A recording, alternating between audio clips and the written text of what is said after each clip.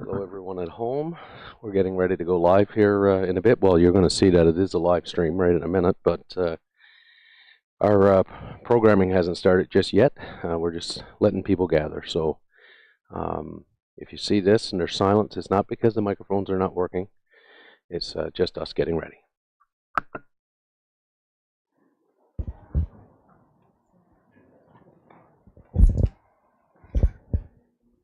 Well, good. Are we good, Kevin? Okay, thank you. Good evening, everyone, and welcome to the second session of Sojourn, Walking the Two-Road Path with myself, Reverend Hannah Scorer, and the Venerable Rosalind Elm.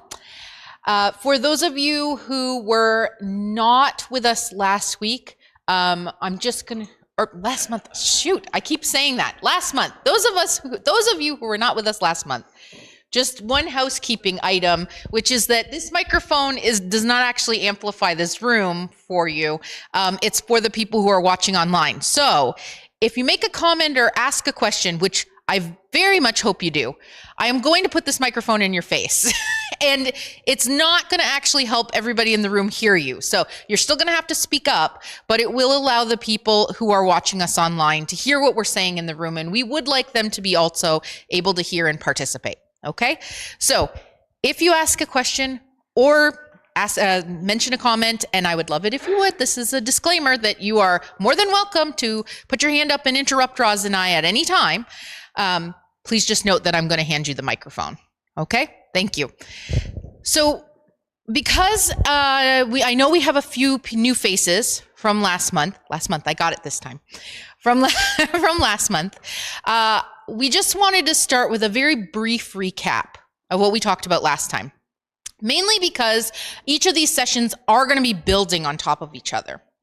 And there is the session that you can watch on YouTube, and I hope you all go and do that. But just so that we are all together on the same page tonight, and for those of you who maybe came last month and, like myself, don't always remember what you did last month or heard last month, I'm just going to put us in the right spot for where we are tonight. So last month, we took a look at sort of where we're starting from. Where is our posture? Where is our position in all of this? This is really important because thinking through where we actually start from our worldview is huge to sort of dismantling the ways that we think about things. When we start with thinking about things like, what are the different elements, the different concepts that make up my identity? We think about the things that we consciously think about, and we talked about that last month when we asked you to write a little list of the things that you are, right? People wrote Christian or faith keeper or parent. And those are things we consciously understand ourselves to be, and we consciously make decisions from those positions. But there's lots of identities that we have, like able-bodied or a certain age group, a certain socioeconomic status that maybe we aren't as conscious about making decisions from. And that's so important to what we are going to be talking about over the next three sessions, and particularly tonight, because what we really want to think through is what are the ways in which we understand the world, the norms that we have created that are unconsciously creating barriers, that are unconsciously creating problems, that are unconsciously maybe not even problematic all that much, but that are creating an ethos and a mindset that is preventing us from understanding or connecting or creating relationship with others, right? So what we're going to be talking tonight is a little bit about expanding this idea of worldview from us as individuals to us as community or organization or society. Right, and so what we're going to be talking about tonight, and I will be going over a little bit of what our position is, and then I'm going to hand the mic over to Roz, and she's going to talk us through all the good stuff. What we are looking at tonight is sort of where we start as Western society, Western civilization, if we want to call it that, although I don't really like that term. right? We have a certain worldview that's attached to that and certain norms that are attached to that. And it's very important for us to be able to sort of unpeel the layers of what those are, because not all of those are obvious to us. And not all of those are going to necessarily be something that we can easily pinpoint when we are talking about issues of racism, of classism, of sexism. Okay, so I have this list of characteristics of colonial culture, and it's taken from research done by Tima Okam and Kenneth Jones, and you can find it on dismantlingracism.org. Okay, and it's a list of characteristics of colonial culture. And what's important in this is that when we talk about the way colonial culture shows up in our organizations, like the church, right? What we're talking about is the cultural ethos that we all swim within, the social norms that we all think just exist as background noise for all of us. And they become so damaging, mostly because they promote a certain way of thinking, but also because they create a certain set of attitudes and behaviors that we may not even be very conscious of. So I just want to go through these just a little bit. And if you have any questions or comments, please feel free to jump in. But this is not an exhaustive list. I'm sure we can all think of other things that attach to it, but I just want to call these to your attention for a starting point. So first characteristic, perfectionism. Perfectionism. This might not seem like such a bad thing. I mean, especially for those of us who like to think of ourselves as perfectionists, and I know that's me. That's why my car is such a mess, because if I can't get in there with like a little Q-tip into the the filters, I don't want to do anything, right? But perfectionism is a problem simply because it does not allow us to have appreciation for the work that others are doing. And usually appreciation is expressed to those who get the most credit. It's also very common to talk about the inadequacies of a person or their work without ever directly talking to them. Mistakes are often perceived as personal, and it makes them opposed to being seen for what they are, which is mistakes. There's also a sense of urgency to colonial culture in organizations. And this sense of urgency, again, this is something that just anecdotally is something that I have to say I experienced when I first went to my first LAAC meeting. So LAAC is the Lenni Lenape Algonquin Iroquoian Council of the Diocese of Huron, and it is our Indigenous council. And the first time I showed up at 10 o'clock, big mistake because we did not start till 11. And we went until 3 or 4 o'clock in the afternoon. And the first time I went, I said to Roz, I'm so frustrated by this. This is a business meeting should go no longer than 2 hours. But what I learned about Indian time is that ceremony starts when it starts. It starts when we're all here.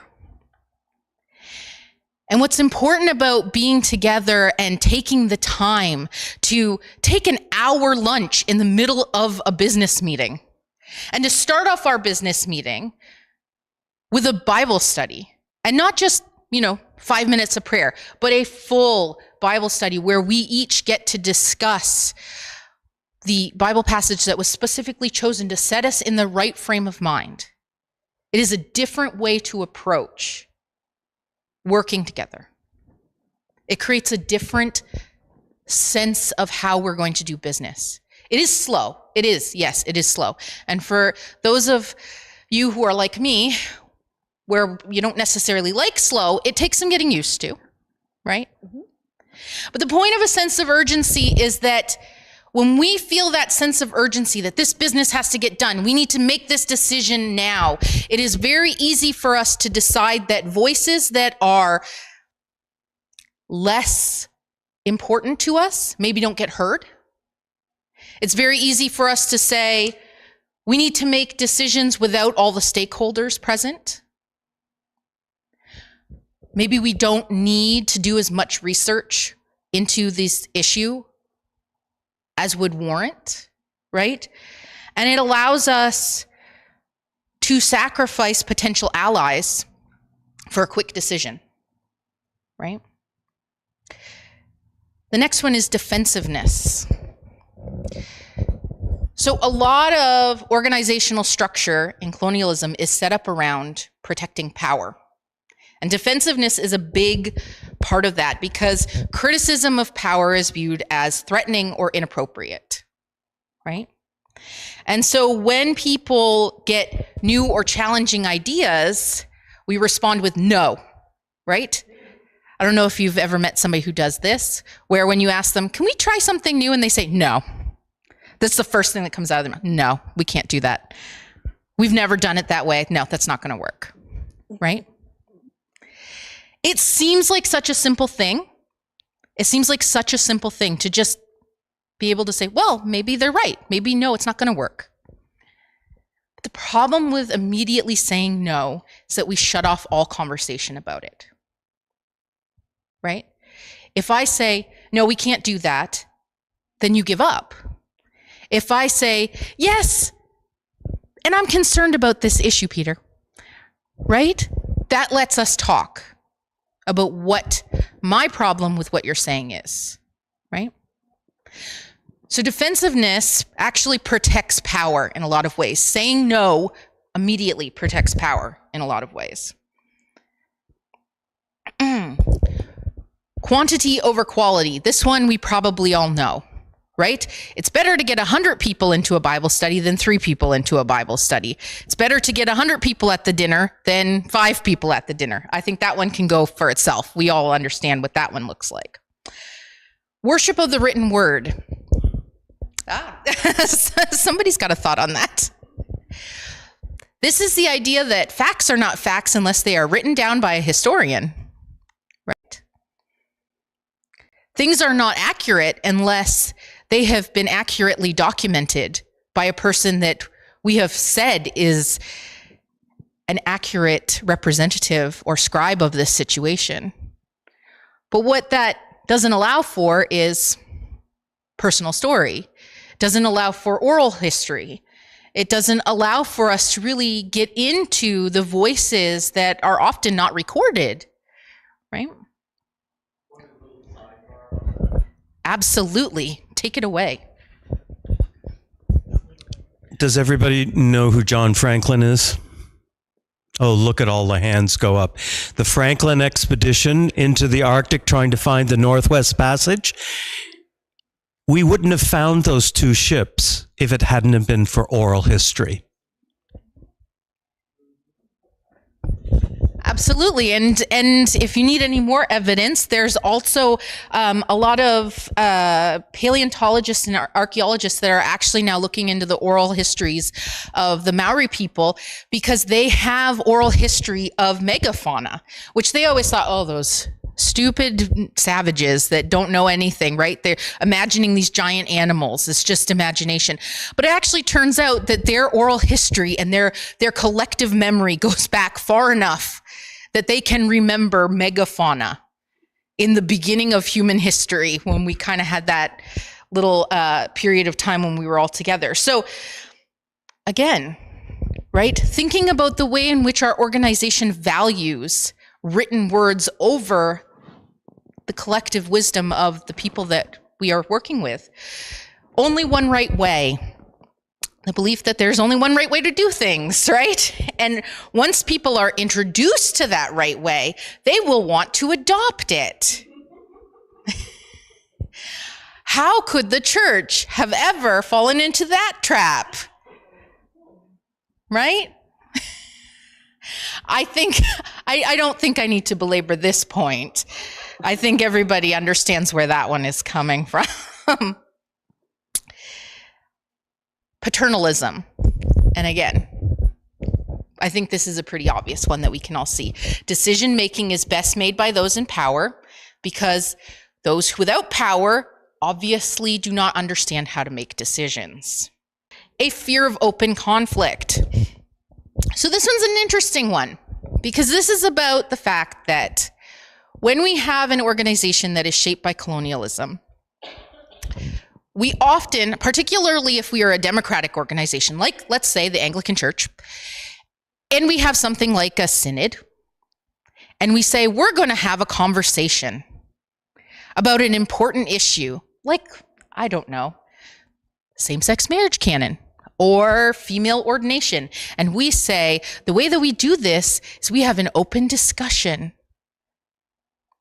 But we're going to limit the way that that discussion happens because we can't have conflict over this discussion, right? So those who are significantly hurt or dehumanized by this discussion, well, you need to limit the way that you talk about it, because obviously conflict is bad.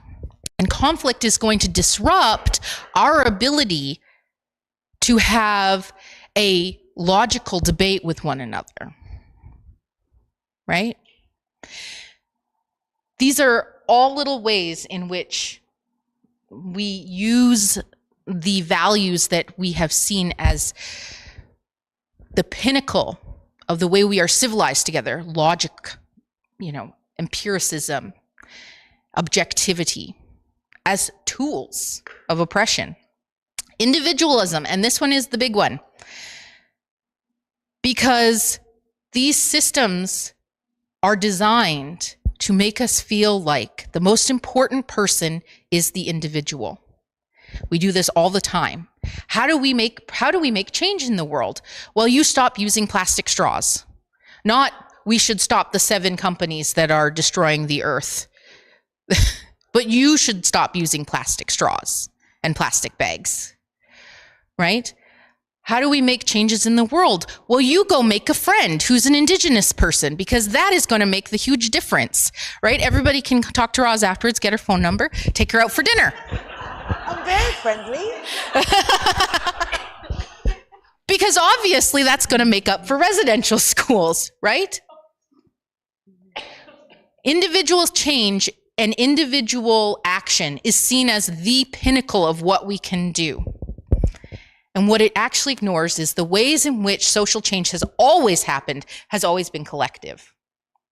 There's actually an interesting essay written by, and I cannot remember her name off the top of my head, but she wrote a book called No Logo. Thank you. Naomi Klein. Thank you. And she wrote an essay after she wrote the book about traveling to these places where she was looking at the sweatshop workers. And she had talked to them about how they were going to make significant social changes. And what she noticed was that they were all wearing clothes that were from the same sweatshops that they worked at. And she said to them, why are you doing this? Because if you were in Canada or the United States, you wouldn't buy clothing from the company that is oppressing you, right? That's your dollars at work. You are authorizing what they're doing by paying them money, by buying these things. And they said, who cares what clothes we wear? It doesn't matter what I buy. What matters is that if I and the other people in this shop connect with the people in the shops down the street and we form a union, our collective bargaining power is so much more powerful than our ability to consume differently. When we buy into this idea that we can consume our way out of racism or sexism, or even things like environmental crisis, we've bought into this idea that our individual choices are much more powerful than our ability to work together as a community. Connected to that is I'm the only one, which is I am the only person who can do this job, so I should step up and do it, right? Progress is bigger. So success is always defined as something more and bigger. It's often defined as something very rare, right? Which is probably the most anti-humanist aspect of colonial culture that we all experience. Because the idea that the only valuable things or the only successful things are things that so very few of us can do ignores the fact that the things that we can all do are what make us stronger and better as humans. It's what makes our community stronger. When the community can do, when the community has gifts and talents that they can use to make the community better, it's better if more of us can do them. But we have been taught that what is rare is much better. What is successful is if only a few of us make a lot of money. What is successful is if only a few of us get the fancy car and the big house and the progress.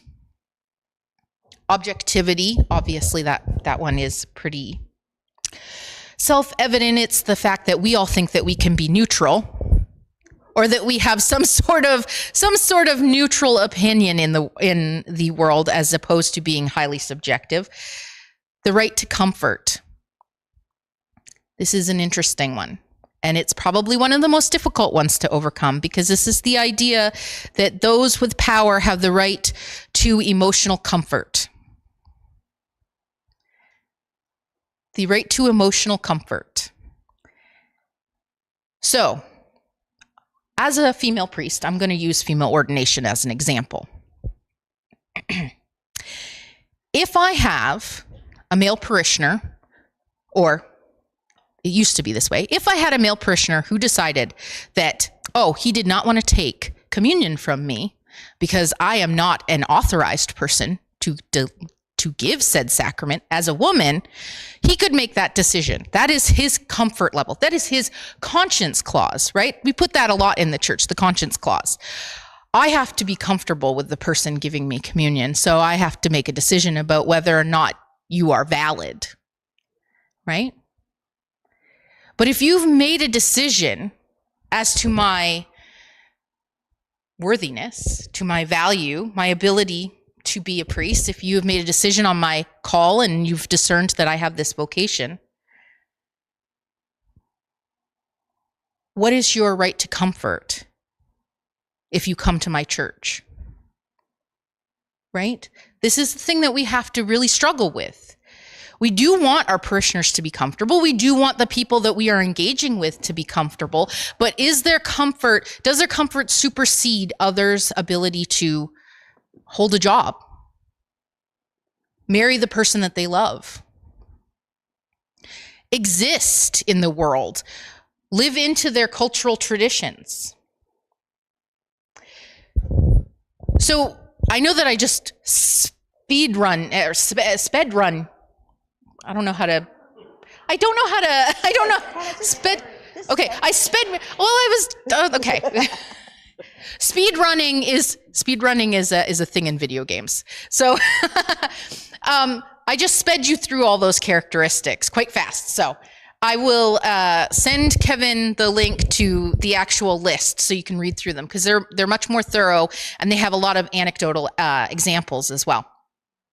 But the point of this was really, and I know that was a lot of information all at once, but the point of this really is to get you to think about the water that we all swim in, right? To a fish, the water is just water. They don't notice it. To us, colonialism is the water that we swim in, right? And for a lot of us, for whom that water is comfortable grounds, because it doesn't push us in any way, it doesn't limit us in any way, it's very hard to recognize the people around us who are drowning. And it's very hard for us to understand why somebody else can't just live in that water the way that we do. So when we are having these conversations, all the times that we talked about it last week, and we invited you to ask us questions without any judgment at all, and we're going to invite you to do it again at the end of this session, is never about guilt and is never about judgment. Because these are not things that you are consciously doing, and they're not things that you are even aware of most of the time. The biggest part of this process, this biggest part of this unlearning process, is really just about learning to see the world for what it is. a series of subjective ways of understanding reality. The lenses in which you use to interpret things. So I'm going to pass it over to Roz, and Roz is going to talk to us a little bit about how we actually deal with all those things that I just said. Oh my gosh, that's I know, I'm putting a lot on Roz. Roz, fix the problems of the world. fix the problems of the world. But I'm going to hand it over to Roz, and she's going to do the much more interesting part. Actually, no. That was very interesting, wasn't it? It was very interesting, and this is what Hannah does. This is what she went to school for. This is her forte. So thank you, Hannah, for delivering that in such a Yes.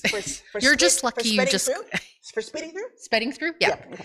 You're just lucky you only got like 20 minutes of that. I mean, But it was really interesting, and it was really helpful because we're in the spot right now. We are in the spot of recognition, right? And this is what Hannah is bringing to us: is that sitting in the spot of recognition of where we are. It's not accusatory. It's not about delivering, any kind of sentiment of guilt to the crowd here, but it's just a sense of recognition of where we are. Right? And this is important because, and it's important that I say this because, I said it last week too, is that I never want to approach it in that way where we create zero-sum games, right? Never want to approach where we have zero-sum games where suddenly we can kind of create this us and them attitude, right? But it really comes with a sense of honesty where we come from and where we are. A sense of vulnerability even, to talk about, our past, to talk about our futurity, both as individual people and as Christians and as church. So this is why we start with recognition. And I hope that this is, as Hannah was talking, I was thinking I want this to be gentle. Be gentle. Be gentle. Sorry, I don't do gentle. Right? Right. And it's very rare, actually. It's very rare it's very rare not to be gentle. Right? And we hit into this kind of idea of wokeism. Right? Now here's the thing. Where did that start? It started with civil rights, right? Where there was a call to be awake, to be awoke, to be woke, to understand, again, to be in that place of recognition, both as African American people and as people that are pushed to the margins, to be awakened to their environment around them and be in that place of recognition. So that was a good thing, right? But now we have moved to where being woke is often seen as a pejorative, right? It's a pejorative. That woke culture, and we'll hear it everywhere now, right? There are like podcasts there are podcasts galore on conservative folks against Ben Shapiro. I love Ben Shapiro. I love him. Why? Because it really starts me to think about other ways to address the same things that he's addressing, right? From my own perspective. So that's why I love to listen to him, because I would never describe things in the way that he describes them, but they are still issues within our societies, within our communities, right? So, wokeism. Here's what we've come to understand about these ideas, is that the discussions are surrounding ideas of rights, right? Rights, which is good. Human rights, the Charter of Human Rights and Freedoms, right? The Charter, right? Rights. There are indigenous rights, gay rights, women's rights, right? And even that has come to a pejorative, right? And we even have a sense to say that, we had this kind of laugh because she was talking about this idea of white supremacy, and it's kind of has a different connotation here in Canada. And I said, I think I'm an indigenous supremacist. I think that's what I am. I have to, right? I think that's what I am. I have to really, really be careful of that. I'll then talk about that a little bit more later. But it's about, we were talking about rights, that my right as an Indigenous person is privileged over your right as a woman, right? Or maybe maybe African American or civil rights, for instance, are privileged against Indigenous rights, whatever. It just kind of creates these zero-sum games where it's all about rights. And we create our identities around these rights, right? And that's a very, very shallow way to look at these very important ideas of not necessarily rights, but dignity, right? Because here's, I think, a truism that we are finding out. And you can nod if you're finding out the same thing that I'm finding out, is this, is that your rights is my responsibility. Right? It is. My rights are your responsibility. So we have to kind of change the paradigms and how we look at rights as to responsibilities. I am responsible for you as much as you're responsible for me. Right? And I think there are so many folks out there, marginalized folks, and I'm going to say that marginalized, meaning some marginalized men, for instance, are looking to make that distinction. If we look at the convoy that happened in Ottawa, right? Everybody was up in arms about that. Some were very supportive of it. Some of them were like, right, just up in arms over that. Maybe even the word says the word terrorism has changed since Israel. So I don't want to say that, okay? So I just want to make that distinction. But what is underneath all of that? What was underneath of the convoy situation was several people looking for what it meant to be responsible. What it meant to be responsible. And it was grossly mishandled in the end of the day, because we didn't look at the underlying aspects of why that convoy took place, right? We weren't having those conversations. We were giving laws, we were giving dictums, we were giving this. Here's the thing. If we look at something simple like wearing a mask during COVID, I hated wearing masks. I hated it. But I wore a mask in that situation because there was so much we didn't know about it, about the virus. And I have my mother that I'm concerned about, right? And we just didn't know. So I put the mask on because it was my responsibility to ensure that whatever I had didn't get passed on. Right? It's a little different now because we know more about the virus and so on and so forth. But when we see folks that are wearing masks, it's because there is a sense of, or a very real sense, and I don't put this down, I don't downplay this, is that there is a vulnerability, a health vulnerability. But yet at the same time, you will have people that say, take off your mask, you don't have to wear those masks. Here's the thing, that person is just taking responsibility for their own health, right? So this is what we're seeking. We're seeking that, how do we be responsible in this age when we are kind of stuck in these identity traps, where it is my right not to wear a mask. It is my right to say what goes. It's my right. So how do we find responsibility in those situations? How do we discern that? Because I think of those young men that were in the trucking convoy,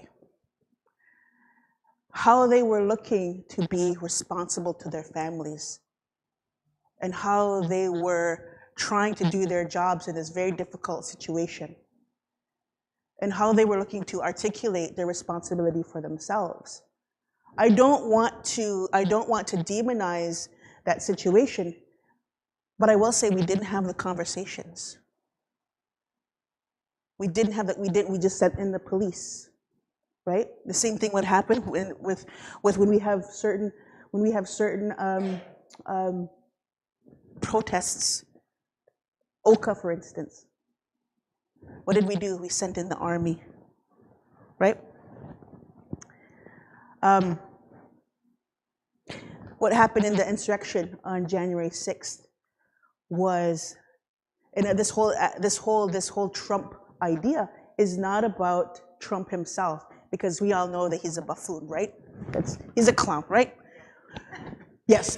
Like, yes. Yeah. Is that okay that I say that? And here's the thing, is that what I mean is that he's making light of, and when I say clown, I say he's making light of the very real issues of loss and poverty in America. Loss and poverty in America, of changing times in America. Right? This is not being discussed. The idea of the loss of industry, the loss of jobs, yet at the same time we're still consuming gas and fossil fuels in the same way. Yet there is outcry on the environment. That change and that friction. We're not talking about that friction that's happening of loss of jobs, yet that consumption of fossil fuels. We're looking for where we can find our responsibility to the earth and to each other in those very real issues, right? And we can only do that if we look at our posture, look and recognize where we are coming from, right?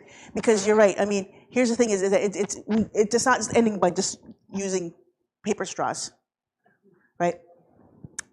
And the bags, of course, that you go to the grocery store that I forget every time. So I have a whole closet full of bags. I'm actually, you guys, yeah, oh yeah, right? And I went to America a few weeks ago, and they just give you the regular plastic bags. And I'm like, I want to give thanks, but at the same time, I know that's wrong. But this is the thing, right? Where is our responsibility?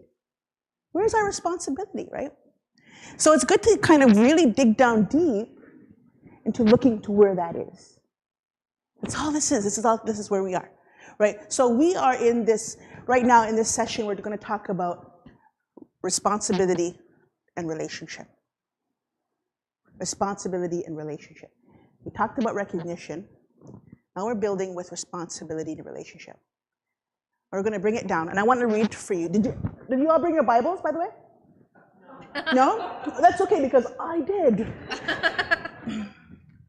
I want to read a passage from the book of Acts.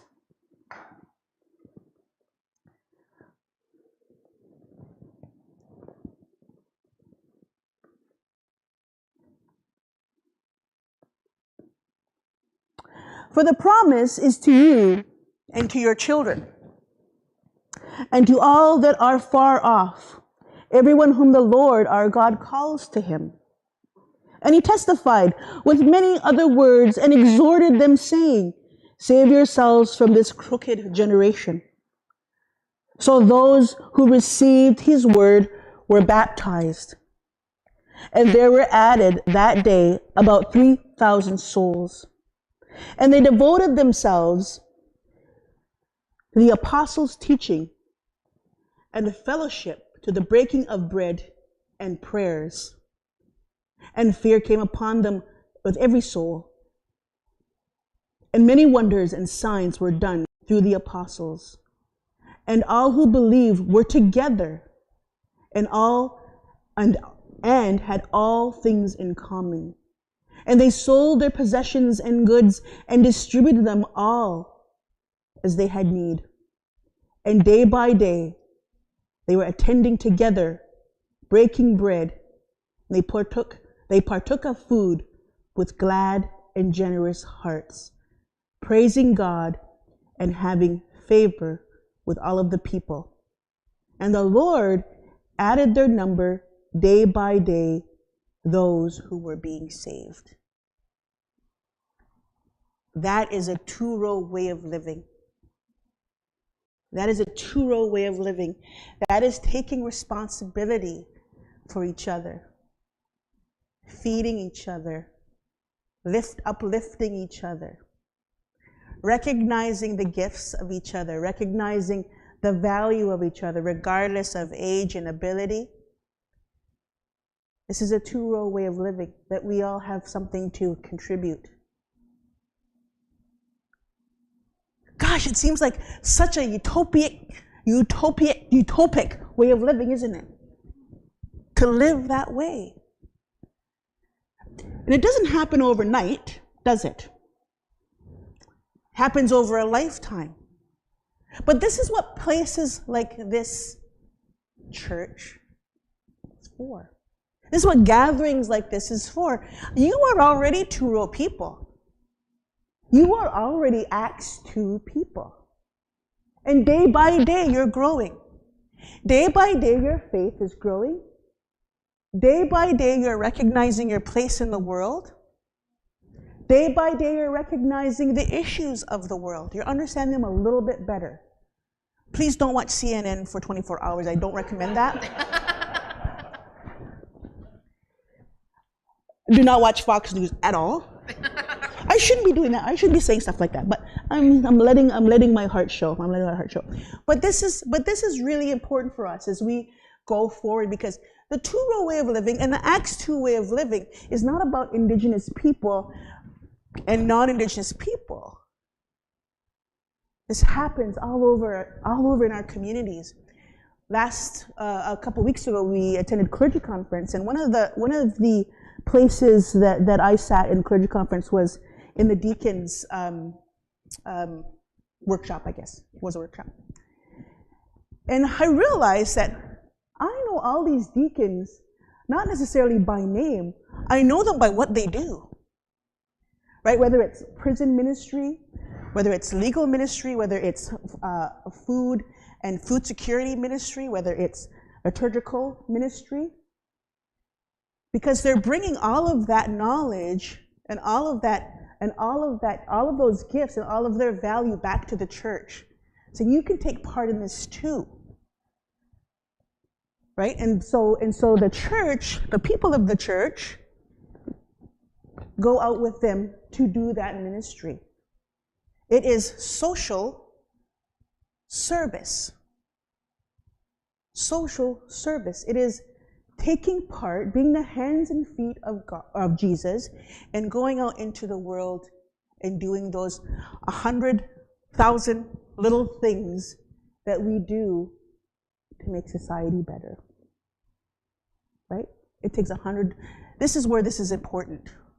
Is that it's those little interactions, those little seeds of relationship. Those little seeds of relationship goes into things like responsibility. And you will find this with young people, especially with people who have been pushed to the margins. And I will include men in that as well. That they're looking to be responsible again. They're looking to find their way through the world, and how do we discern that? How do we discern those responsibilities? How do we discern those relationships? There's any comments, any questions?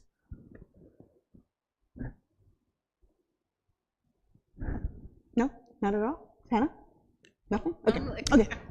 So, okay, absolutely comment. No. Okay. So this is where we're at now. We're at that place where we are discerning where we are and who we are as Christian people. Oh, sorry, is there? Yeah. Oh. Talking about that is rights and responsibilities. Yes, I have the right to express my opinion, but I have the equal responsibility to listen to your opinion. And I think that when we talk about rights, we have to talk about the flip side of that, the responsibility. And I think that's the point you're coming, and that's what's going through my head right now is, yes, human rights are a good thing, but there is still responsibility attached to each of those rights. And I think that we forget that. Yes, thank you for that comment, because you're absolutely right. You know, when Martin Luther King came to the world and said, and gave his speech, that I have a dream. It wasn't about, that was really the heart of the civil rights movement. It wasn't about tearing down other people, even tearing down the structure, right? It wasn't about judgment given to the structure or to other people that were kind of gathered around. What Martin Luther King was saying is, live up to this promise. We have this Declaration of Independence. Live up to that promise where all men are created equal. It's not about tearing down the Declaration and creating a new one. Live up to that promise.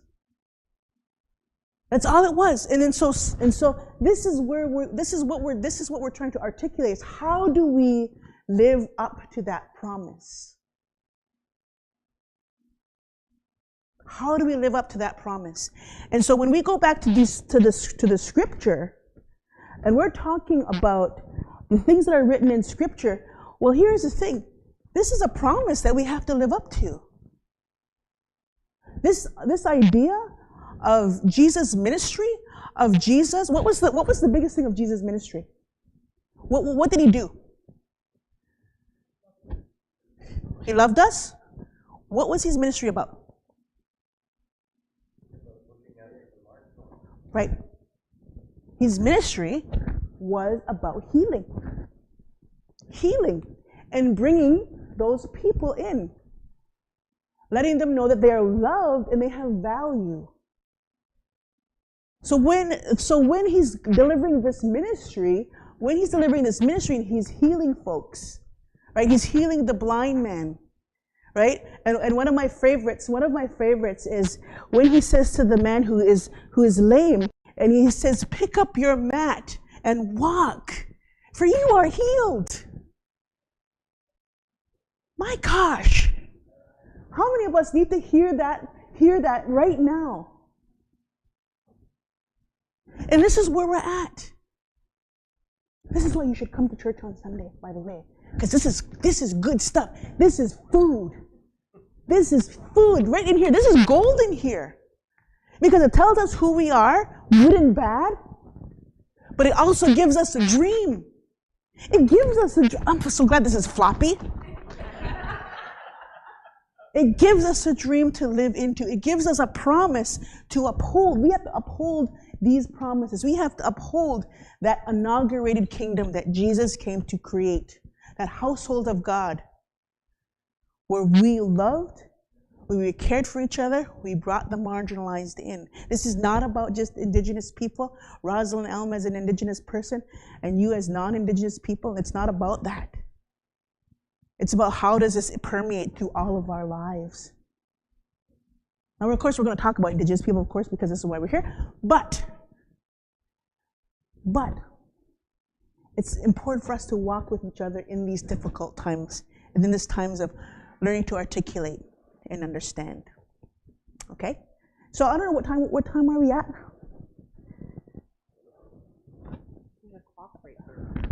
Oh. 7:49. Okay, 7:49. Okay. So this is where we're at now.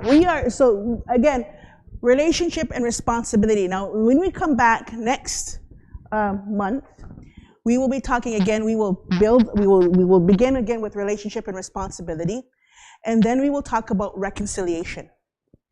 And from reconciliation, we will at the final gathering, we will again begin with reconciliation, and then we will end with resurgence. Right? Resurgence. Resurrection. Do you believe this? Oh gosh, it's going to be so great, you guys. So great. I'm excited about it. Should we answer questions? Yeah. Or yeah. Should we answer questions? You guys had a lot of questions, and I want to make sure that they get answered. Okay. Why don't I ask them and you can answer? Well, we can both answer. Okay. But I'll read them. Okay. First one up. Is it okay for settlers to buy gasoline at the reserve? I love this question. I'm going to ask you, who buys gasoline or cigarettes on the reserve or knows somebody who does? I do, yeah, I do. I do. Is it okay? Of course it's okay. Now, I don't like it particularly because there's kind of a lot of people now, and you're right. But here's the thing. Here's what it's okay about it. Invest in indigenous communities, right? Because what happens is that people go in and get their gas and then they leave, right? And I get it. I mean, what else is there to buy, right? Really, other than gas and cigarettes, right? Yeah. And yes, and some Mary Jane, right? And fireworks. And fireworks too, right? Fireworks, right? And it seems like, and you know, it's good to invest in indigenous communities, but not just in those things that make it easy for the indigenous person to get into, like tobacco, right? Like cannabis, like fireworks. I'm not saying and gas. I'm not saying that, you know, we don't appreciate those things in our own ways. But listen, let us look at a new way and invest in community, and invest in these communities. Invest. Why Culligan Water has not now?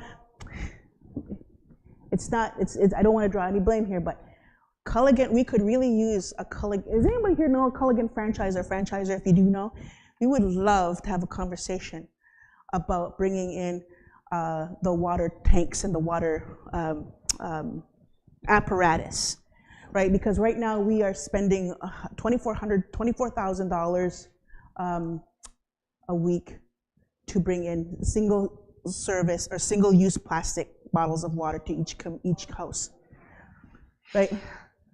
Right. But if we could have an investment of that sort of business in our community, that would make all the difference. All the difference. And you know, we're working on that right now, but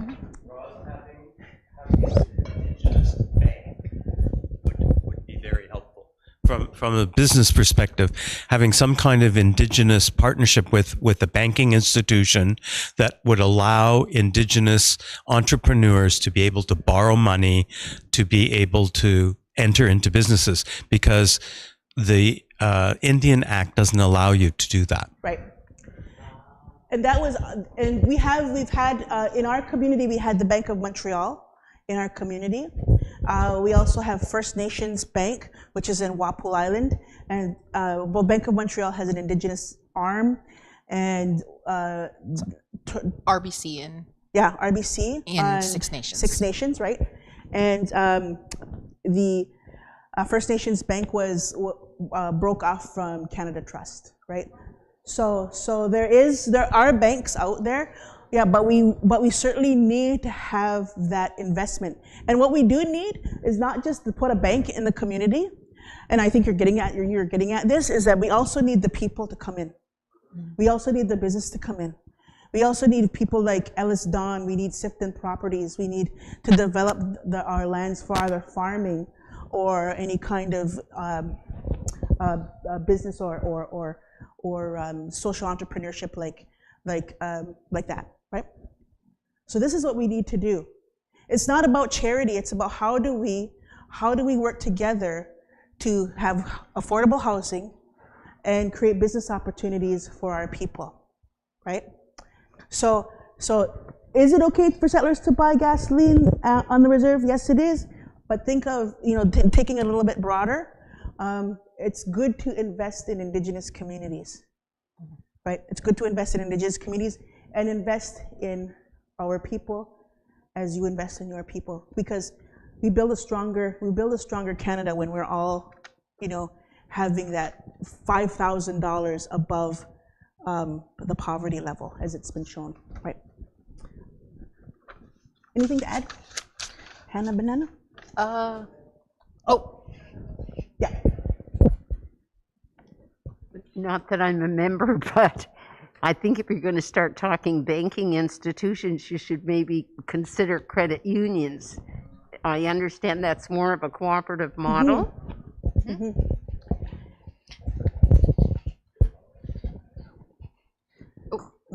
Okay, next. Yeah, go ahead. Okay. So next question, with over 500 different indigenous nations on Turtle Island, how are we as colonizers to reach consensus on indigenous rights, i.e. the dissolution of the Indian Act? Oh my gosh, I don't even have enough time to answer this question. This is the dissolution of the Indian Act. That makes me want to run screaming and hollering. Right? I mean, if you've read, there's a book called 101 Things, or 101 Questions about the Indian Act. Mm-hmm. There's a book, so we'll send the link, right? That'll tell you all about the Indian Act. But here's the thing, here's the truth of it, guys, is that it's scary for us because it's all we've known, right? We have like a Stockholm syndrome for the Indian Act, right? This is all we know. And to take it out of our communities and take it out, we wouldn't, I'm scared to even think of what would happen if we were to abolish the Indian Act tomorrow. I'm even scared if suddenly they were to say, okay, this half is yours. No, 75% of Canada is yours, so we'll take all of our stuff and we'll go over here and you guys can stay here, right? Even that idea scares me too. Yeah, we always joke that Roz will call me 10 minutes in to come get her. Come get me, my cell phone is not working. This is the reality, you guys. So the reality is that the dissolution of the Indian Act, it would be a good thing, of course, right? Especially when we look at all the history behind it, beginning with the Indian Civilization Act, to civilize the people. Make sure that we wanted what you wanted, right? It's going to be a long, hard road to dissolve this Indian Act, right? And I think it really goes back to ideas of opening credit unions and banks. There's lots of underground work that needs to be done to do that, right? And here's the truth, guys. We can only do it with relationship. Mm-hmm. We can only do that with relationship and responsibility by living that way again. Mm-hmm. That we're living that two-row way of living. We used to live that before Confederation. We used to live that when we were of our ancestors, when we got together. So it's up to all of us to work on these issues of dissolving the Indian Act, because when we don't have the Indian Act, what happens is that our indigenous identity is built on our language. It's built on how we adopt people, because that's how we survive, by adoption. We'll talk a little bit about that in one of the other questions. But again, relationship and responsibility, and it's going to take the work of all of us to do this. So it's not just about the AFN saying we're going to dissolve the Indian Act. There's going to be it's not going to happen overnight. Right? And it's also important to note that, like, when we're talking about over 500 different indigenous groups, like this is over 500 sovereign nations that we're having to deal with, right? Who have all experienced colonialism in different ways. Mm-hmm. One of the things that we talk about all the time in Indigenous ministries when we talk to the national church is that our communities, the communities that we serve here, are some of the first peoples that were experiencing colonialism. You have about 200 years on the north and the west coast, right, of contact. So the ways in which you have interpreted that colonial system is vastly different.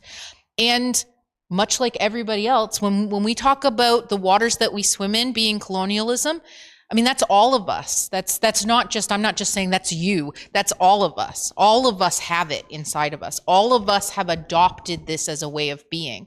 And for those of us for whom colonialism is oppressive, what happens is that creates a lot of conflict within inside us, right?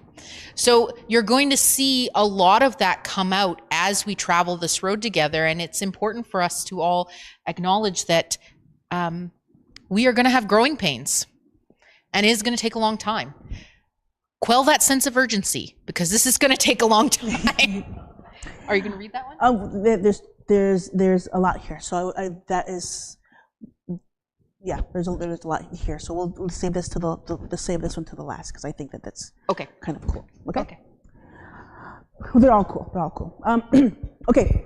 Question in a very, very, very big lettering. Thank you. Indigenous people have been in the Americas for over 20,000 years, believing in stories of elders, nature, spirits, and culture. Isn't it important to remember that the doctrine of discovery implemented by the church in European countries destroyed indigenous culture, also proved the robbery of treasure, and brought disease and military destruction? Why do we support the church? Okay. Yeah, there's some. Don't be afraid of this question, you guys. Don't be afraid of it, right? Don't be afraid of it. Let's tackle a bit of it. We'll have lots of time. Like we'll have more sessions to tackle this question because it's going to come up again. Why do we support the church? Now, is this a question for me, or is it a question that we can all take part in answering?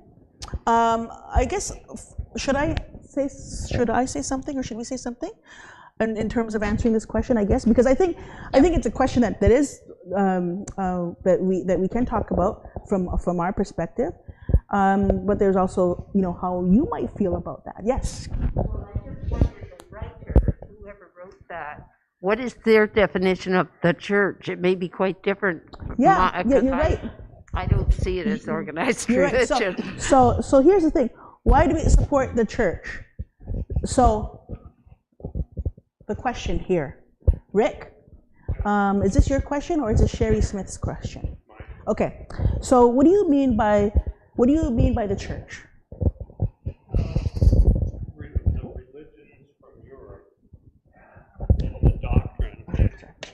The churches from Europe that came here, and it was their decision to just, whatever was theirs to take with no recourse.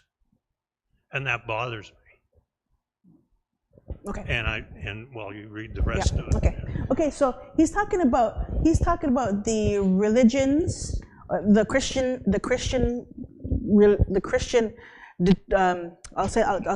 churches had their part in this robbery of treasure, disease, and military destruction, right? Why do we support the church? My gosh, okay, this is I'm trying to get out of it, Rick. I'm trying to get out of answering that question. I'll be honest. And the reason why I'm trying to get out of answer that question is because we have 2,000 years of church history, right? 2,000 years of church history in which there was so many arguments beginning at the Council of Nicaea and so on and so forth about how we were going to practice, right, the gospel, that sort of thing. So there's that. There's also the deviation we took in the Great Schism, right? And that actually, I want to go back a little bit further and talk about the Constantinian Church. The Constantinian Church. There's some priests and learned ones in here. Constantinian Church, what is that? Nick. The Constantinian Church. Constantine tried to use Christianity as the glue to hold his empire together. Everybody wasn't Christian, but he was tired of all of the attacks that were going on constantly against the Christians. And he could see that they were growing. And at one point in his career, he had a famous battle at the Melbourne Bridge, I think it's called. And God appeared to him out of the sky and said, "By this sign you will conquer," pointing at a cross. And so he had it painted on all of his shields, and he won the battle. And so he converted to Christianity. Right. So we kind of talk about that Constantinian Christianity. We also talk about the Great Schism, the breakup of the Holy Roman Empire or the Holy Roman Church into the Eastern Church and the Western Church. So all of that is involved. And so what has happened is that in this Holy Roman Church, the doctrine of discovery delivered as papal bulls to say that all the flora and the fauna of all the countries that you claim on behalf of the church is behind you. And you will take the savages and the flora and the fauna and create into them, ensoul them, ensoul them, because savages don't have souls. And you will, it doesn't say you will pillage or you will steal these things, but you will take claim to these savage lands where the devil resides, right? They really believe that. So, yes. There was also a famous bishop by the name of Delanda who, during the Spanish conquest of Central America and South America, asked the Spanish government to cease all of its operations against indigenous people. And they actually had a huge conference in Spain about whether or not indigenous people had souls and whether or not they should be enslaved. And if they were Christianized, could you still make an indigenous person who has been baptized a slave?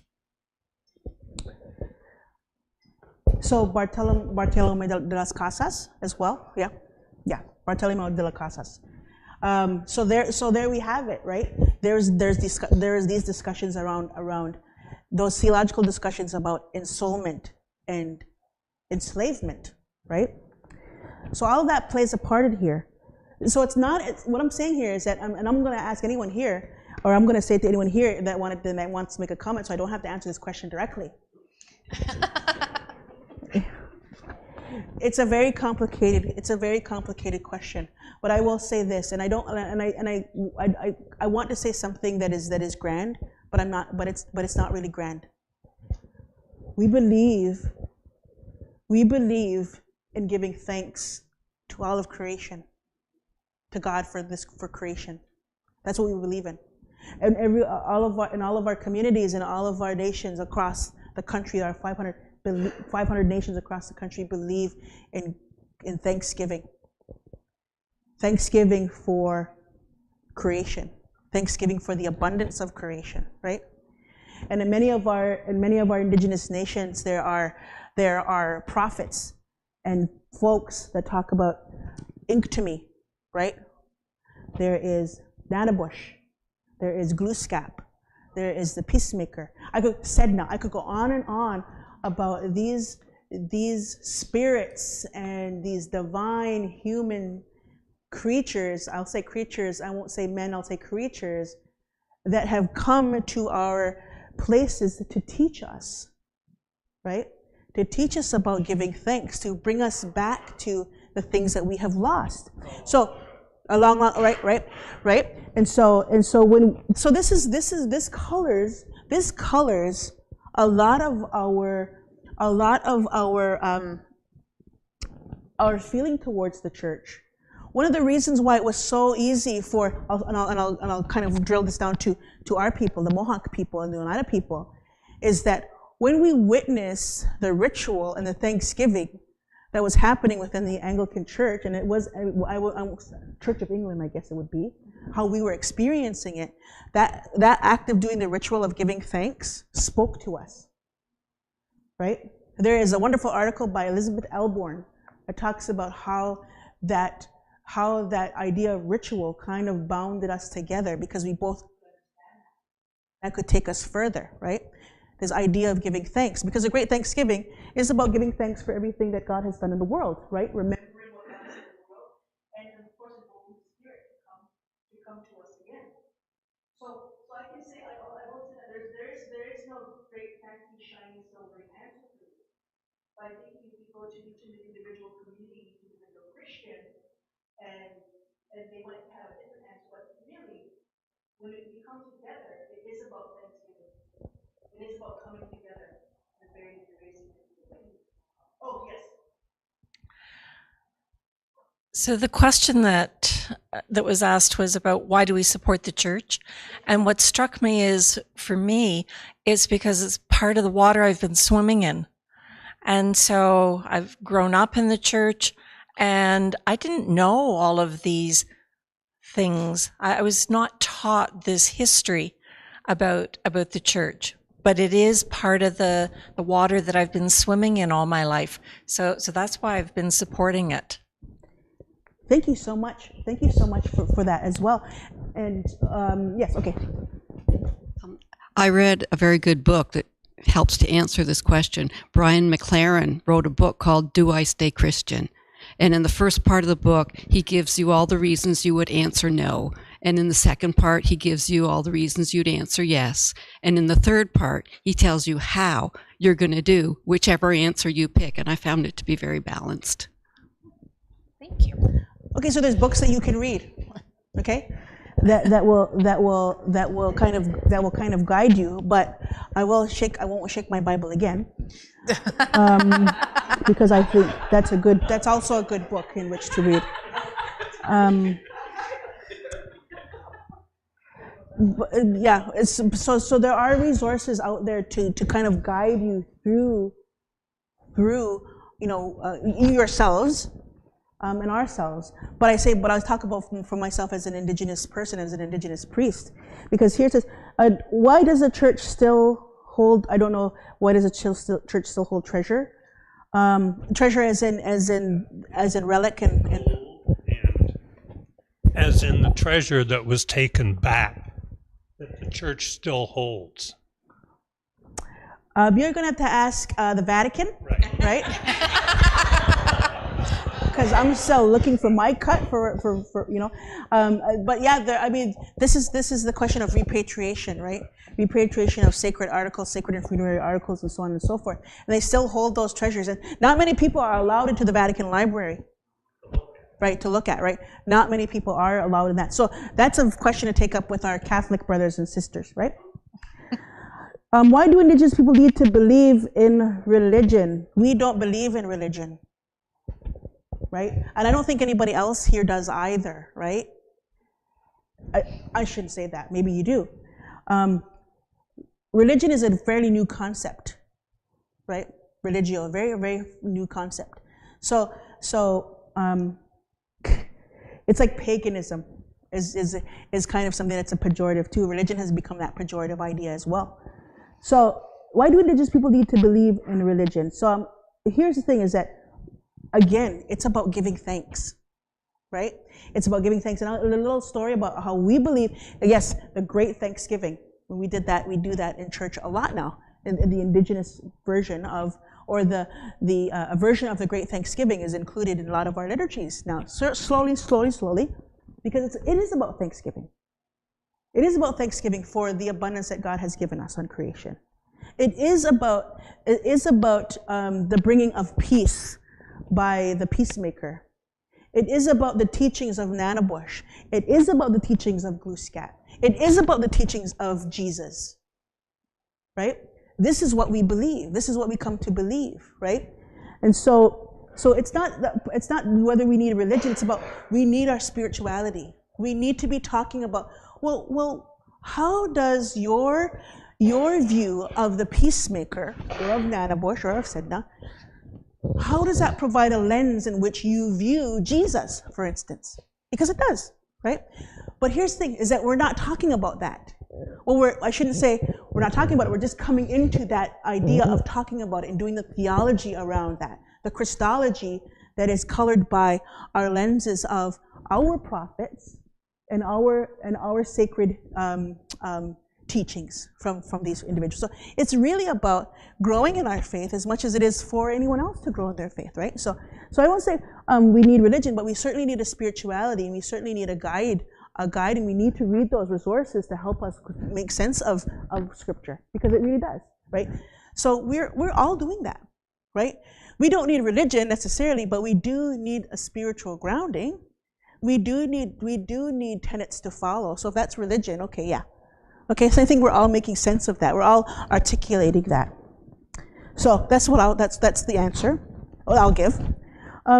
Does this not present the return of cultural belief stories and elders and spirits in nature? It did. Okay. Does this not prevent the return to cultural beliefs, the stories of elders, spirits, and nature? Right? It did. This is all pagan stuff. This is, yeah, right? This is, none of this really matters. None of this really matters. So it was taught, right? It was taught. Fear was put into our people. We didn't have to really fear God in the sense that you talk about fearing God, right? We had a sense of giving thanks.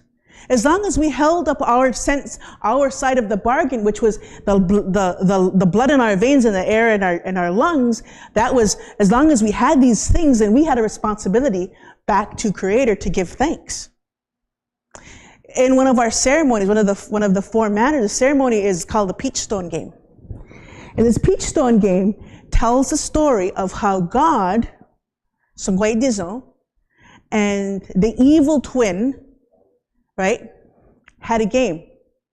The evil twin says, I'm going to take all of your creation, all of your people. If I win this game, I can take all of your creation, all of people, and use it for my own. And God said, okay, bring it. Bring it. So we're going to play the Peach Stone Game. And so God allowed him to do that. The evil twin, Flint, to play that game. But God was always going to win. So St Aidan was always going to win. So they played the game, and of course, St Aidan won. He says, all of these people, all of creation is still mine to give. And this is what I do. I don't take to use, I take to give. Or I don't take to use, I give it. I give it. This is my gift. Right? So it's a very interesting story, and there's a theology behind that. But here's the thing is that we have to continue to talk about that theology within our own ways and how that interacts with the theology of gift, the theology of Eucharist, the theology of sacrament. All of that is connected. All of it is connected, because we would believe, if we were to discern, creation is a sacrament in itself. But we have to use the idioms and the adjectives and whatnot of theology to talk in that way. And we're just starting to do that. Why? Because indigenous priests like myself are becoming more and more familiar with those adjectives. Somebody believed in me to put me through school. Somebody believed in me to say, oh, Roz might know some things. Let's cultivate Roz. And that's exactly what the church did. I will say that. The Anglican Church cultivated me. That was their gift to me.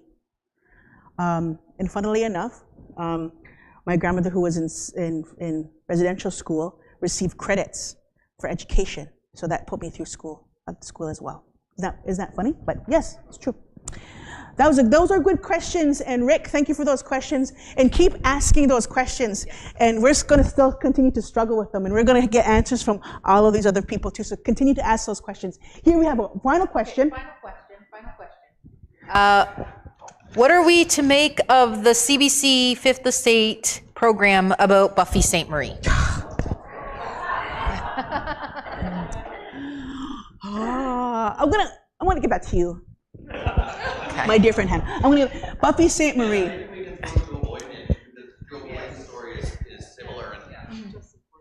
Yeah, the Joe Boyden story is similar, if I could just add to that question. And Joe Boyden, both of them are well liked, but Joe Boyden, I thought, I used to read his stuff fanatically. Yes. And I don't, I feel like it hasn't been discredited, but it's tarnished in a way.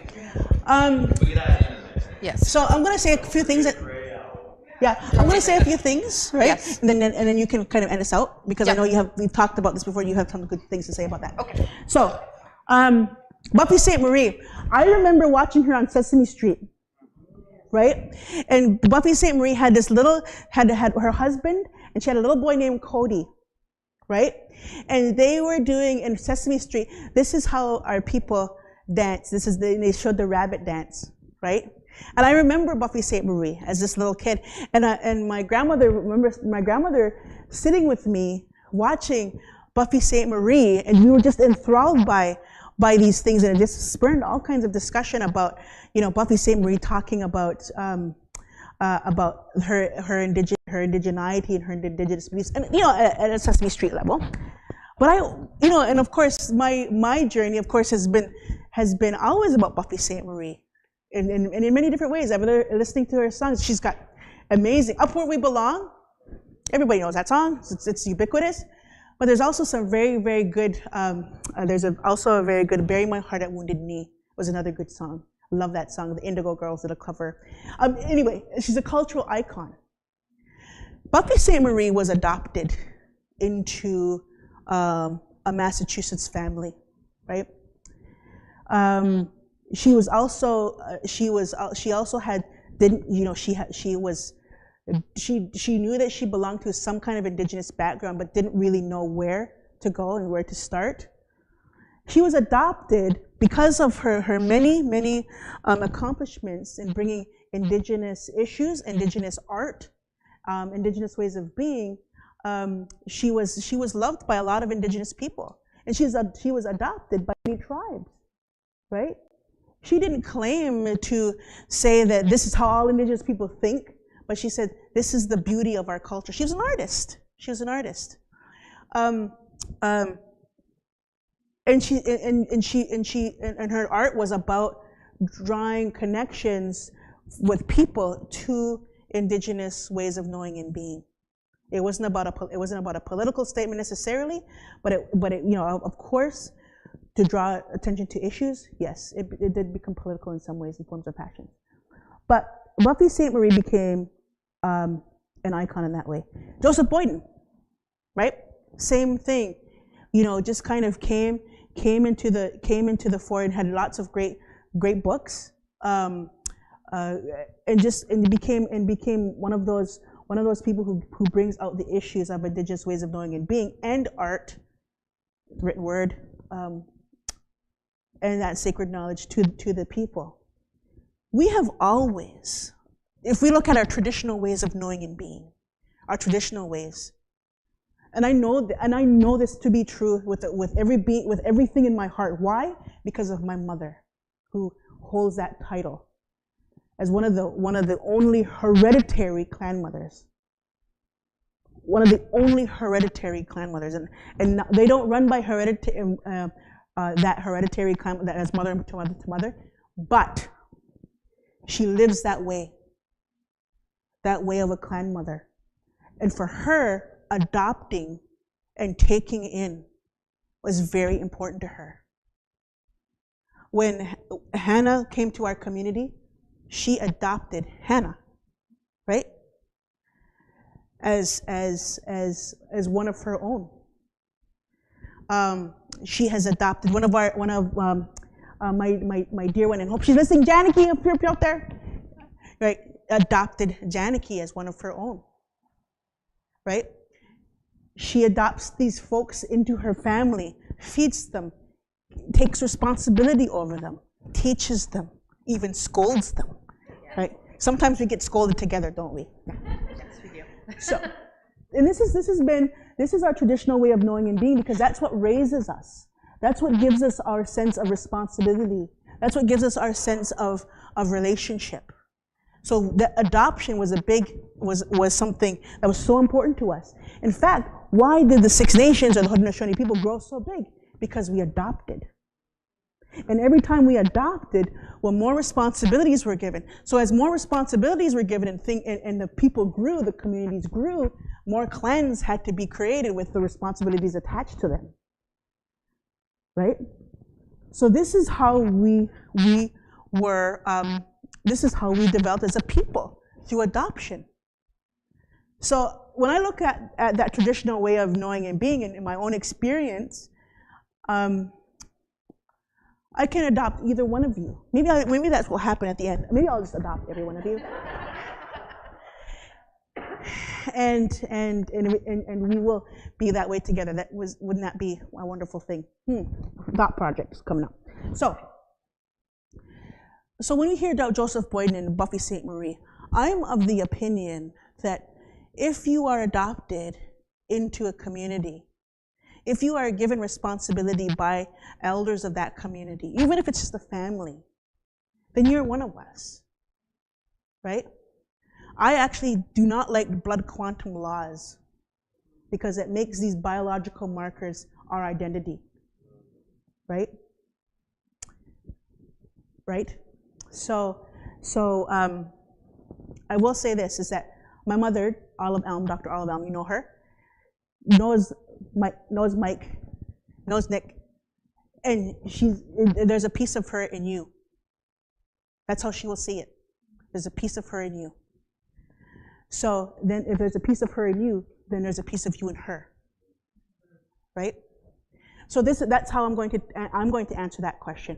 And Hannah has in her theory, political theory, will give a simple answer. This to a couple of minutes. Yeah. Which will be hard. But I think that there are a couple of things that we need to think about in terms of like the way that we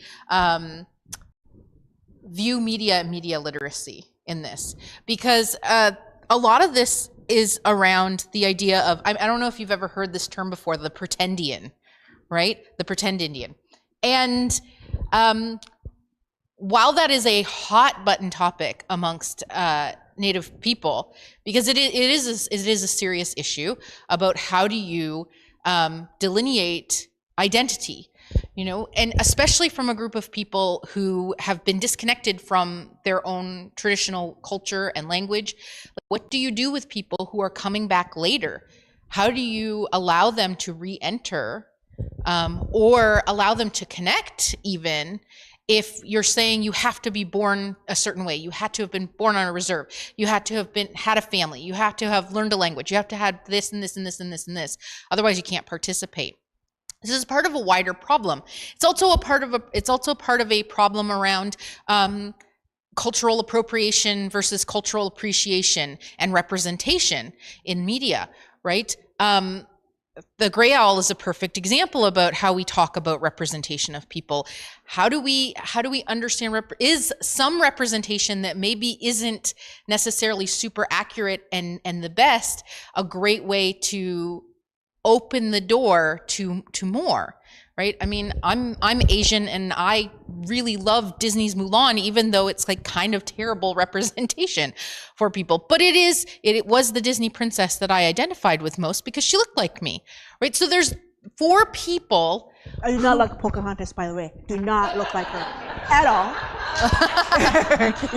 But you know we love Colors of the Wind, Roz. We sing that in the car all the time. We do. So it's true. I have an inner princess. Trust me, I do. So 4 marginalized people who see these half representations of themselves or poor representations of themselves or whitewashed representations of themselves, you can still be attached to it because at least it's something, right? So I think what we have to really think about when we're doing this is we have to start from, again, that place of unraveling what our posture and position is. I think the biggest question that we have to ask is, what is so important about asking this question about their Indigenous identity and where they come from? Is it important because Indigenous people think that we need to unravel who they are? Is it because Indigenous people brought it forward and said, you know, we have a real problem with the way that they're representing us? Or is it because we like to undermine people who are activists in a community? Right? Because I think we should be asking ourselves, is the CBC going to fact check Pierre Poilievre and the Conservative Party this hard? Are they going to do an in-depth look into all the things that he says? Right?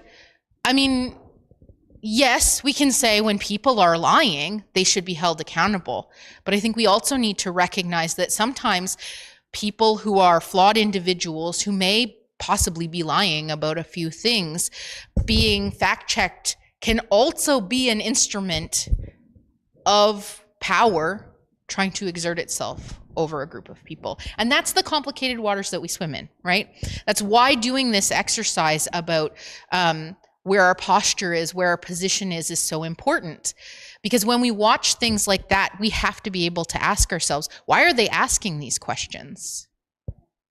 And would they be asking these questions about somebody else? Right? Family member that actually brought it to their attention. That's my understanding. So you wonder, 70 years later, I mean, get a life. Right, exactly. It was a family member. And it is, I mean, this is more than I can say in a couple minutes, or either one of us can say in a couple minutes, and it's part of a much broader issue. But I do think it's part of a longer conversation about why we find it so important to ask the questions that we do. I think I just wanted to add something to that. Is also the folks that are speaking out. For instance, Rhonda Head. She is an Indigenous opera singer from Opaskwayak, Cree Nation. So she's bringing that issue of Buffy St. Marie kind of coming in and interloping, I guess. But there is remember I talked about going deeper underneath. Is that Rhonda Head is a Cree opera singer, right? A Cree. That's like do you remember the ballet the prima ballerina, her name no, she was Indigenous, and then right, Tall Chief, right, Maria Tall Chief, right? See, here's the thing is that right, and then she wants to have the recognition from a Opaskwayak to have that recognition, and her issue is about recognition of Indigenous artists over folks who've had that privilege of going to school, for instance. And this is an issue, because this is a place of truth and honesty. This is an issue that is very deep. Why? Because, for instance, Bill C-31, right, which means that half Indigenous folks, right, have the same Indigenous identity that I have, being that they're half. Okay, so what happens? How that plays out in real life is that a lot of times, and this is not every time, by the way, but it does play out this way in some cases, that Bill C-31 child will have access to better education because more than likely they live off the reserve, right? So they will have better education. They will have a better opportunity to be educated than someone who is full Indigenous, right, to Indigenous parents, who lives on the reserve, right, and is federally educated. And we don't want to get into that discussion because it's another question, another thing to discuss. But so there's that issue, right? And so, for instance, when you look at Rhonda Head, and in that instance, is that Rhonda Head is an opera singer, but has not had the same opportunity to learn and be taught and to go into those Carnegie halls and so on and so forth in the same ways that Maria Callas had, right? So she's not given those same opportunities. So her issue is it should be about opportunities, because it's very rare for a Cree woman from Opaskwayak singing Carmen, right? Habanera singing Carmen, or doing the flower duet, right? It's uncommon, and what a sight to see. And if you look her up, Rhonda Head, and the way that she does Carmen is very different, right? And she also sings opera in her own language. Give it a listen, you guys. Give it a listen. It's really some cool stuff. So without this Buffy St. Marie issue that's happening right now, we wouldn't be hearing about Rhonda Head, right? So there's that as well. So there's all these underlying issues that we're not really talking about, but this is a good place to really kind of learn and talk about those things and have some discussion around it. Yeah. Well, we won't take up any more of your time. Those are some awesome questions, everybody, and we want to let you know that we will continue in the next 2 sessions to invite you to pass us questions and take the opportunity. Like, there are no stupid questions here, right? There are no wrong questions here. If there's a burning question that you have, please ask it, even if you think it might sound offensive or silly or whatever. Please just ask it, and we won't say your name. I know we said Rick's. Ross called Rick out. Sorry, Rick. But this is the thing, is that we will work through it together. Yeah. We'll work through it together, right? Even though it's difficult to answer and difficult to ask, we'll work through it together, right? Right. And we thank you all for coming out and joining us this evening, and we hope to see you in the next 2 sessions. But thank you so much, because this is really, it's really a wonderful opportunity to get to walk through this together and to get to ask ourselves some of these big questions. And I'm sorry we don't have better answers for you, but there really aren't answers to some of these questions. This is really more about a journey together than it is about a destination that we're going to arrive at. So I hope we all continue to walk together, and thank you for your time. Thank you.